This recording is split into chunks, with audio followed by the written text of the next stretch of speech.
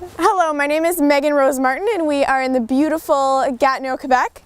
I am here with a couple of friends and we thought what better way to express my passion and my desire to come to Emily Carr than to go back to the roots themselves, those of Emily Carr, and bring my art out into nature. So this is just a little bit of what I love.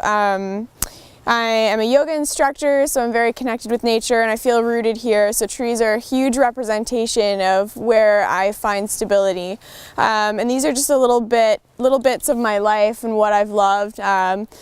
Each painting tells a story, so whether it be a story of a friend and I, previous love, that's always a big one. So as you'll notice, a couple of my pieces here don't have circles. So geometry is something that I'm really starting to incorporate, as you can see in these two paintings that are my most recent.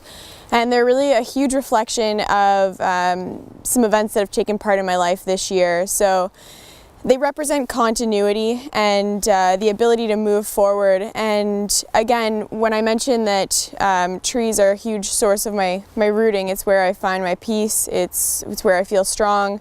I suppose you could look at this tree as me or anybody else, and down at the seat of our souls there's always this constant motion, it's continuity, and whatever happens to us, whether it be loss of a loved one, sudden changes in our lives, we have no choice but to move forward.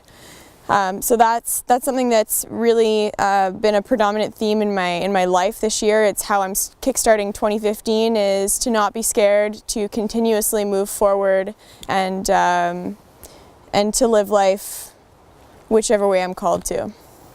So I'm really proud, and this is kind of a reflective piece for me. I couldn't really part with it. I have sold a few paintings and this is the one that I could just never part with. It was my first one and I named it Cherry Blossoms. The white that I've used in here, this was my first time really using palette knives, so I was really exploring. But you can see that there's cautious exploration in this.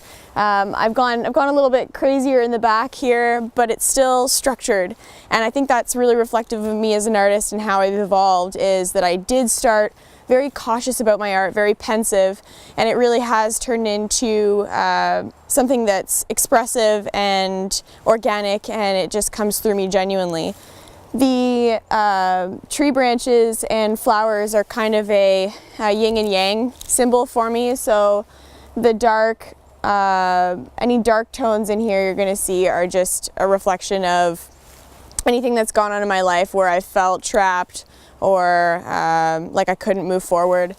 Any tones, light tones, so pinks, whites, those are where I've found my joy. So again, from some disasters come beautiful things, and this is just an expression of that. So this piece is very dear to my heart. This is something that I painted when I was going through a lot of self-discovery. I actually did two versions of this.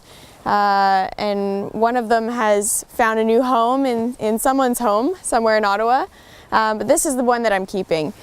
So it is a huge representation for me of community. So even though we're insignificant and we may be a small speck in this gigantic piece of art, there is a sense of community all around us. We just have to open up our eyes and look outside of ourselves to see that, and thinking outside the box. So again, this is a reminder, I'm looking outside the box, I'm viewing the world from above, from a greater perspective.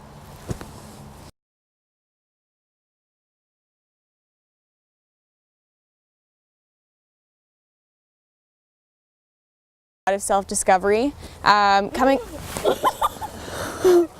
That was symbolic. There you go. Good. Okay.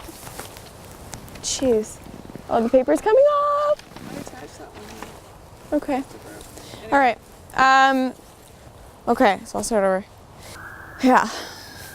This is the longest siren of life.